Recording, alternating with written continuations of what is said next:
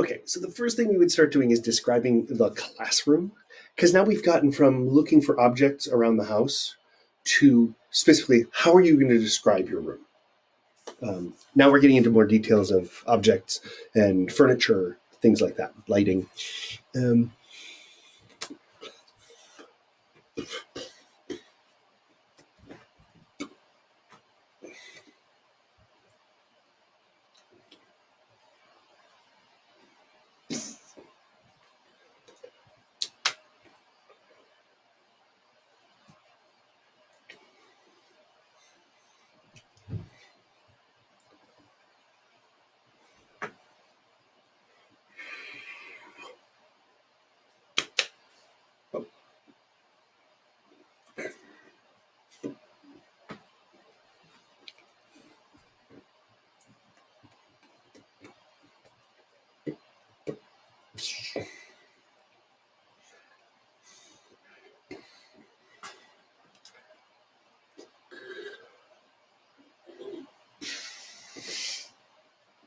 Classrooms are pretty simple, right?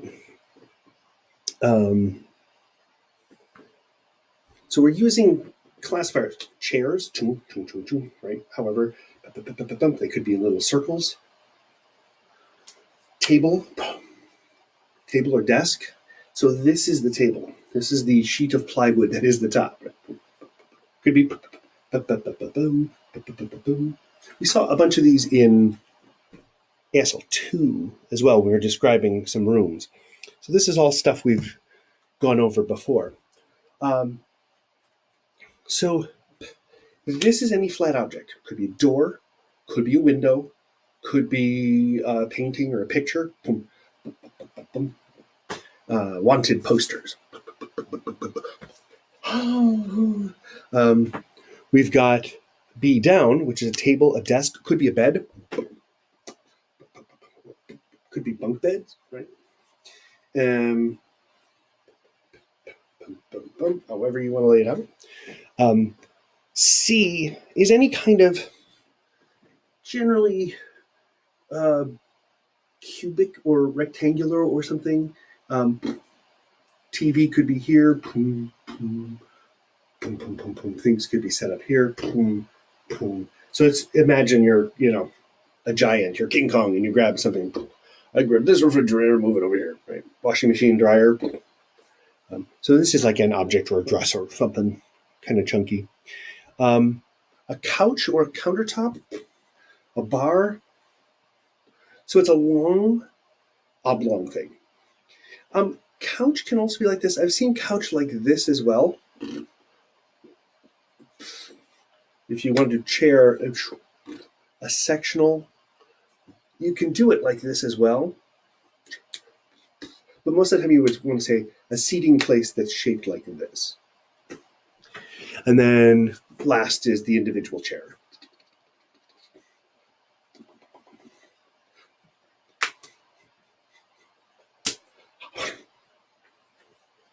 Okay. So, I mean, we've done all these before. So then we're supposed to move around the campus and explore other rooms. But if this isn't, if there's something about this not making sense, come to my office hours and the class sessions, and we can go over this. It's really actually pretty simple.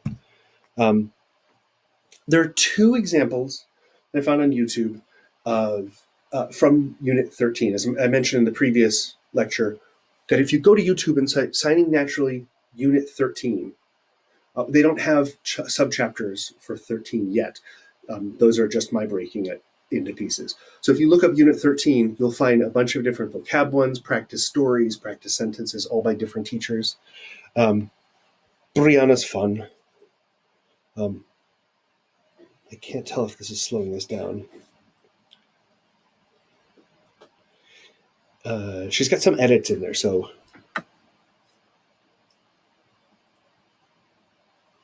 notice how she did bed and desk, right? Using those. So anyway, so there's a lot. Okay, well, we're going to go move down. Hello. Here's another one, and this is she's got a couple of videos out of vocab. She's got one that's about 10 minutes long, 10 or 11 minutes, and this one's much shorter. In this one, she just signs them each once. In the other one, she signs each one 2 or 3 times, which is why it takes so much longer. So, again, if you need help with vocab, if it helps to see other people do it, go and look at there. Just like I posted with the earlier chapters, those slideshows, those don't exist yet for these chapters because there's so much more vocab in 13 overall. So now think about how your bedroom is arranged. Once you enter, what I recommend doing is what's right in front of you, and then go around the room counterclockwise. If you're left-handed, maybe clockwise is better. And just don't place it all as if you were drawing it. So the first thing is enter. Here's where the door is. Boom. Then give the perimeter. Where are the walls? And then work your way around.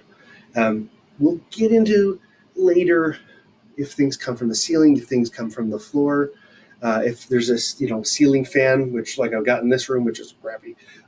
Ceiling fan.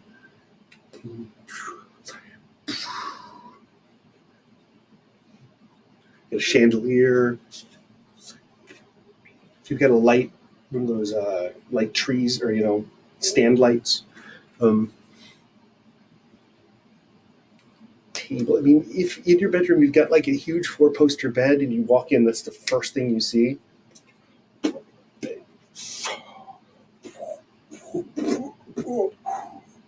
And then describe what's around it. That's great. If something catches your eye right away, go with that. Especially like if it's at the center of the room. And then there's more practice. This walks you through a couple of different scenarios that you could lay things out. And Vic has a whole bunch, one of the other teachers has a whole bunch of little bedrooms. Like they look like little Barbie houses. It's very cute, but I can't really use them here. So I suppose I could use like the IKEA room arranger, but that would be too much of a problem. So here are some pictures of rooms. Try practicing this. So I would say either start from the grandfather clock and work your way around, or start from the lamp in this side and work your way around this way. They're pretty simple, and there's nothing against our wall. So this is the Barbie dream house, right? So living room.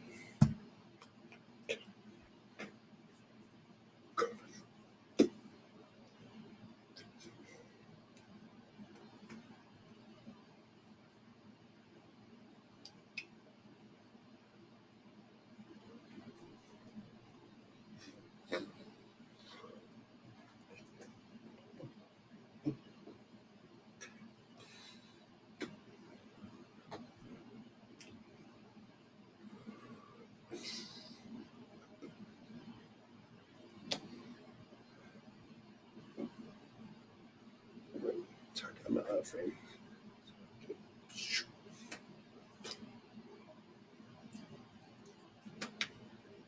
Sometimes you'll see desk or desk.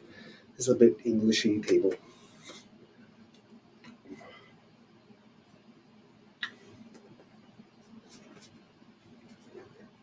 So they're really pretty simple. Just take your way around. Oh, I forgot, like a trunk.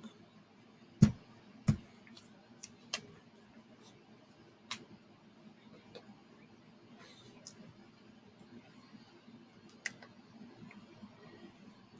talk about bathrooms in this class. It's disgusting.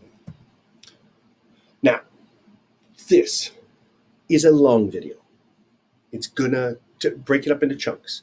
And be aware that Lonnie, who's the guy pictured with the flannel shirt on, he must have arthritis or something because he kind of has these James Coburn bent knuckles, and signs fast. So, and Anthony Natali, if you saw not Dead Poets, Mr. Holland's Opus, he's the son, the older son, who ends up having the reconciliation with the dead.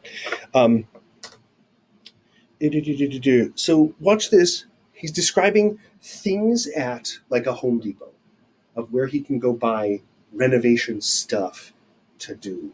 And he uses plural classifiers. Imagine flat things stacked up, right? Stack, stack, stack, stack, stack, stack, stack. Or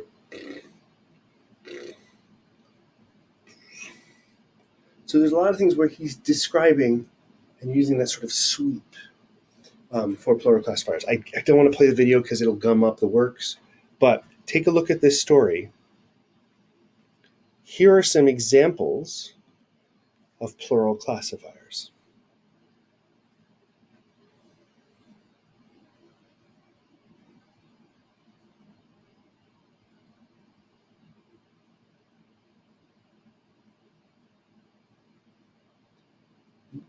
He says wood, different, all different kinds of wood stacked up.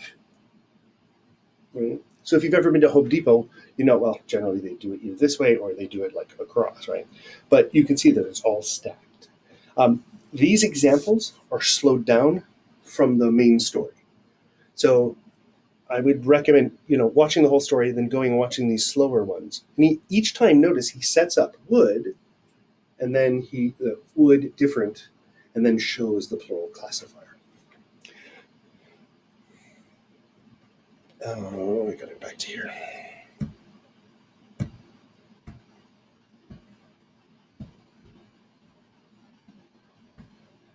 There's 9 different examples of plural classifiers that he uses. I will add some text into the slideshow once I get these things posted to give a little bit more of an explanation of them, but they're pretty self-explanatory, and he'll establish what it is first, and then he'll show it. Okay, so really 13.05 is focused on layout of the room and plural classifiers. Those are the 2 concepts that are in there. I suppose I can break those up, make things around. Maybe for next year I'll do that, break it up into one more chapter. All right, enough of me talking about myself.